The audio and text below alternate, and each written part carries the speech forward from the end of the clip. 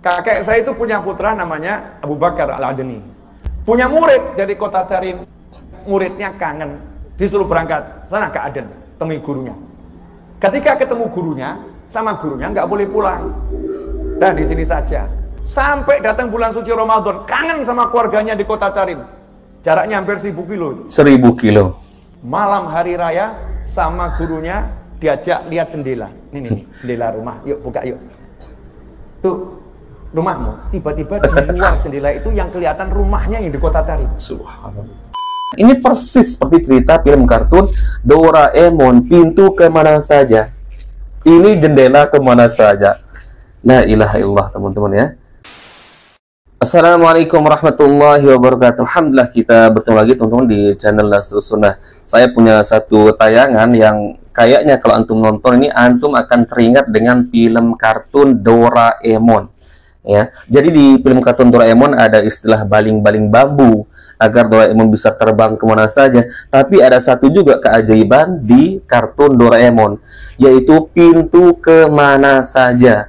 Jadi pintu kemana saja itu dipakai oleh Doraemon dan teman-temannya mau pergi ke kota ini, ke negara ini, tinggal buka pintu itu langsung sampai. Dan ternyata bukan hanya di film kartun aja, ada yang seperti itu teman-teman.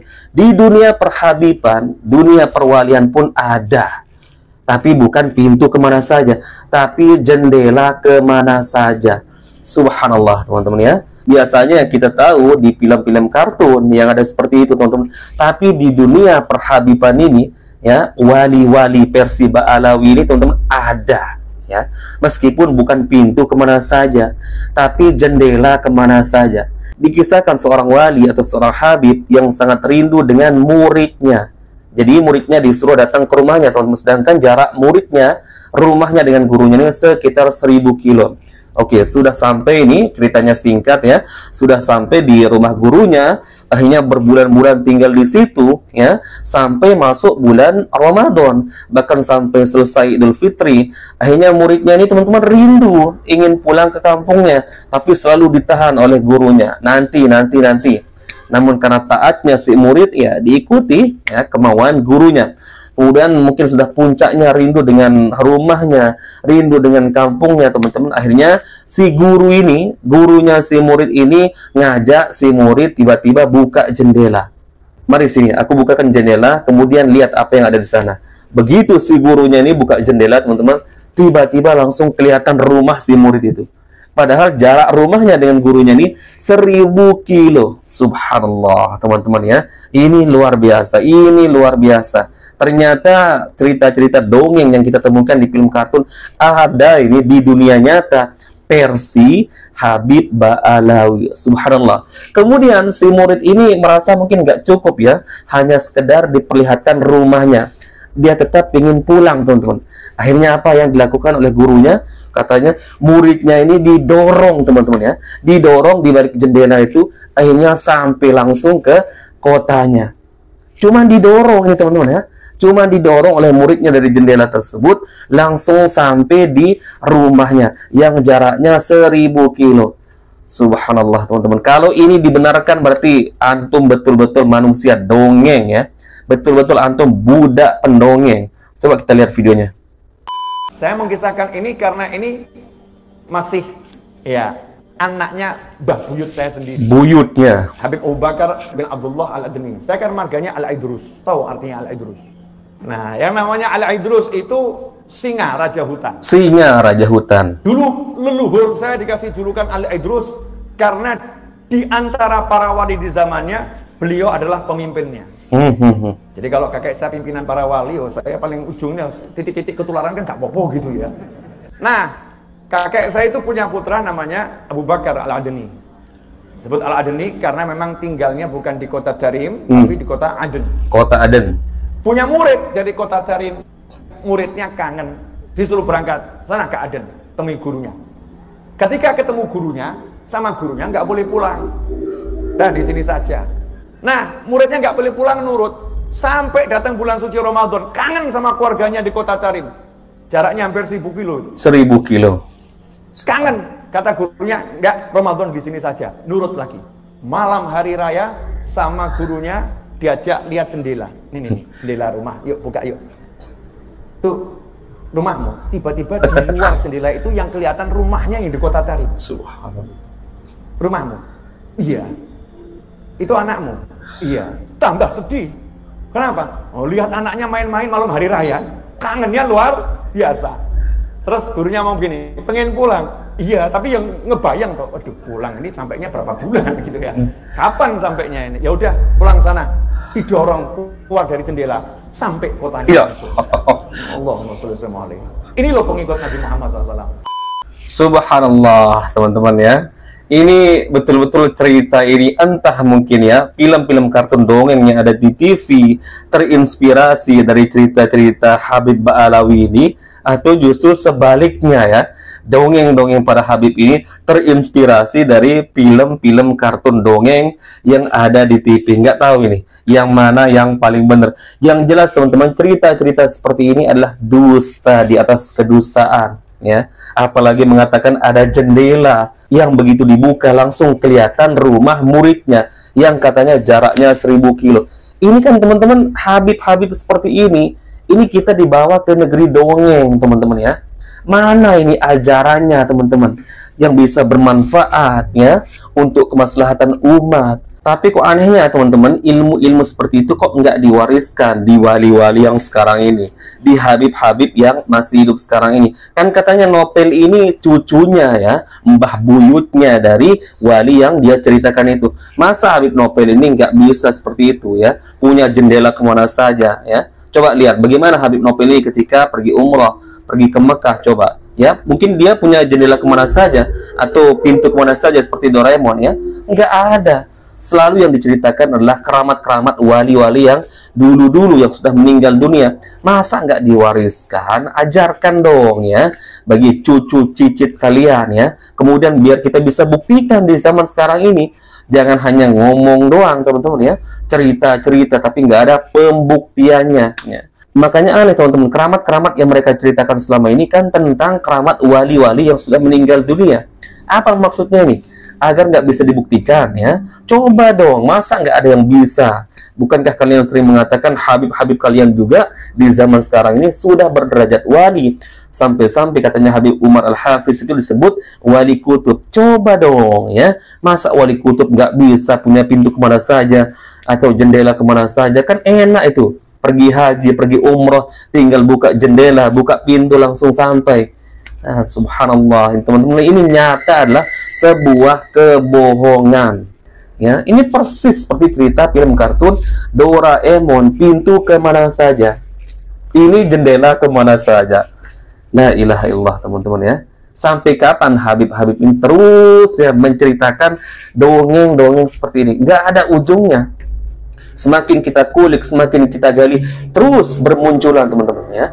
Tapi bersyukur kepada Allah Azza wa Jalla. Mungkin Allah Azza wa Jalla sengaja teman-teman ya membuat kita semakin paham bagaimana sebenarnya oknum-oknum Habib-Habib ini yang dikatakan memiliki keramat-keramat seperti ini. Tentu teman-teman kita tidak katakan secara keseluruhan. Saya selalu mengatakan oknum. Tapi ini kelewatan ini ya. Mana ada orang bisa buka jendela langsung kelihatan rumah kita yang jaraknya ratusan kilo, ribuan kilo. Apalagi muridnya ingin pulang katanya ke rumahnya, tinggal didorong dari jendela tersebut, sudah langsung sampai. La ilaha illallah teman-teman. Coba pikir, Rasulullah dulu berdagang misalkan dari kota Mekah ke Madinah, itu membutuhkan waktu sampai berbulan-bulan. Padahal itu seorang nabi, seorang rasul. Tapi coba, pernah tidak ada cerita-cerita seperti itu? Rasulullah punya pintu kemana saja, jendela kemana saja. Begitu keluar misalkan dari pintunya tiba-tiba langsung sampai. Coba, Rasulullah saja dimi'rajkan bertemu dengan Allah Azza wa Jalla, itu pun menggunakan buraq, kalau tidak salah namanya teman-teman. Jadi ada alat yang digunakan oleh Rasulullah, bukan beliau sendiri yang terbang. Tapi ini jendela teman-teman. Cukup buka jendela, langsung kelihatan rumah muridnya yang jaraknya 1000 kilo. Subhanallah. Ini cerita apa ini? Entah nanti akan bermunculan lagi cerita-cerita berikutnya yang mungkin lebih the best lagi daripada ini. Kita tunggu saja teman-teman. Nggak akan ada habis-habisnya pokoknya kalau sudah bicara tentang keramat-keramat wali-wali Persi Ba'alawi ini. Ini subhanallah, ini bisa merusak akal teman-teman ya. Ini bisa merusak akal, merusak otak, dan bahkan bisa merusak akidah. Dan terbukti teman-teman ya, sudah terbukti orang-orang yang memang sudah tercekoki dengan cerita-cerita seperti ini sangat-sangat sulit untuk keluar. Bahkan membela, membabi buta teman-teman. Meskipun dihadirkan bantahan dari Al-Quran dan Sunnah, kemudian kisah-kisah para nabi, para rasul, sahabat nabi yang jelas dijamin masuk surga, yang mereka itu tidak pernah mengalami hal-hal sebagaimana cerita dari oknum-oknum habaib ini. Makanya teman-teman, sering saya mengatakan ya, bahwa mereka ini belum pernah mungkin mengaku sebagai nabi, mengaku sebagai Tuhan. Tapi kalau melampaui batas mukjizat para nabi dengan keramat wali-wali mereka sering. Maka ini saya katakan ini pelecehan terhadap para nabi, para rasul, kemudian juga merendahkan derajat para sahabat nabi yang dijamin masuk surga. Jangankan para nabi, para rasul, jangankan para sahabat nabi, sekelas imam mazhab saja, mereka ini tidak bisa melampaui keimanan mereka, keilmuan mereka, kewalian para imam mazhab. Makanya belum pernah juga kita dengarkan dari lisan-lisan mereka menceritakan tentang keramat-keramat Imam Syafi'i. Karena apa? Imam Syafi'i justru yang sangat keras menolak mentah-mentah tentang orang-orang yang bisa mengaku berjalan di atas air, terbang di atas udara. Itu kata Imam Syafi'i loh. Apalagi ini, kalau seandainya Imam Syafi'i mendengarkan cerita seperti ini, ya, ada seorang habib, seorang wali yang tinggal buka jendela, langsung kelihatan rumah seseorang yang jaraknya 1000 kilo. Ini kan sebuah kedustaan tulen, teman-teman ya. Makanya wajar mereka itu jarang menceritakan keramat Imam Syafi'i, meskipun mereka sering mengaku kami bermazhab Syafi'i. Nggak pernah mereka menceritakan keramat-keramat Imam Syafi'i. Karena justru Imam Syafi'i yang sangat keras juga menolak keramat-keramat bohong seperti itu. Kalau keramat-keramat yang tidak bertentangan dengan Al-Quran dan Sunnah, kemudian mukjizat para nabi, keutamaan para sahabat nabi, mungkin pasti ada terjadi di zaman para ulama, Imam Syafi'i. Akan tapi cerita-cerita seperti itu tidak ada yang masyhur, teman-teman ya. Karena memang bukan itu sebagai puncak kesuksesan seorang, teman-teman, di mata Allah Azza wa Jalla. Bukan. Bukti karomah para ulama tersebut adalah ilmunya sampai dengan detik ini bisa dipergunakan oleh umat. Itu karomah yang terbesar, itu keramat yang paling mulia sebagai warisan dari para ulama tersebut. Itu asli ulama, itu asli wali ya, mewariskan ilmu bagi umat, bisa dimanfaatkan, umat menjadi soleh, umat menjadi faham tentang halal haram. Bukan seperti ini, wali-wali mereka kok hanya mewariskan keramat, cerita-cerita dongeng palsu yang tidak bisa membentuk umat menjadi lebih dekat dengan Allah Azza wa Jalla. Enggak. Justru umat kalau sering dicekoki dengan cerita-cerita seperti ini akan menjadi gulu, berlebih-lebihan, bukan berlebihan kepada Allah Azza wa Jalla, tapi berlebihan kepada gurunya, habib-habibnya, wali-wali mereka. Silahkan perhatikan teman-teman. Silahkan perhatikan tabiat orang-orang yang memang sudah terdoktrin dengan cerita-cerita seperti ini. Al-Quran pun kadang-kadang bisa ditolak mentah-mentah, hadis pun bisa ditolak mentah-mentah ya. Kemudian mereka menggunakan perkataan atau cerita-cerita habib-habib mereka. Kok bisa Al-Quran, hadis Nabi Muhammad ya ditolak hanya karena cerita habib mereka? Ya karena mereka menganggap habib-habib mereka pasti benar perkataannya. Apalagi ditambah lagi bahwa habib mereka ini benar adalah zuriat Nabi Muhammad SAW. Subhanallah teman-teman. Inilah yang terjadi teman-teman, dan inilah fenomena yang saat ini terjadi di negeri kita. Maka perlu kita untuk saling mengingatkan kembali teman-teman kepada Al-Quran dan Sunnah. Kalau kita mau mendapatkan ilmu yang jernih, tidak ada ilmu yang paling murni selain kembali pada Al-Quran dan Sunnah. Memang banyak di luar sana orang-orang yang mengklaim kembali kepada Al-Quran dan Sunnah, ijma' qiyas, tapi kenyataannya seperti ini. Coba, ijma' ulama mana? Qiyas mana, Al-Quran yang mana, hadis yang mana yang digunakan teman-teman untuk mendukung cerita-cerita seperti ini? Nggak ada ya. Paling-paling mereka menggunakan dalil innallaha ala kulli syai'in qadir. Sesungguhnya Allah Azza wa Jalla berkuasa atas segala sesuatu. Ya, dalil itu kan bicara tentang kekuasaan Allah Azza wa Jalla. Tapi jangan dong dalil itu kamu gunakan sebagai tameng untuk pembenaran cerita-cerita bohong seperti ini. Nggak bisa, nggak benar teman-teman. Caranya agar mengetahui bahwa ini adalah cerita khurafat bohong teman-teman, silahkan kalian bandingkan teman-teman dengan mukjizat para nabi, para rasul, kemudian keramatnya para sahabat Nabi yang jelas dijamin masuk surga, kemudian lihat cerita imam mazhab, tabi'in, tabi'ut tabi'in, pernah tidak mereka mengalami hal-hal seperti ini? Keramat-keramat yang begitu hebat yang diceritakan oleh Habib-Habib ini nggak ada. Maka mana mungkin teman-teman keramat itu hanya seolah-olah milik mereka sendiri, keajaiban-keajaiban itu hanya murni milik mereka sendiri. Subhanallah. Semoga Allah Azza wa Jalla melindungi teman-teman pemahaman kita, menyelamatkan pemahaman agama kita, teman-teman.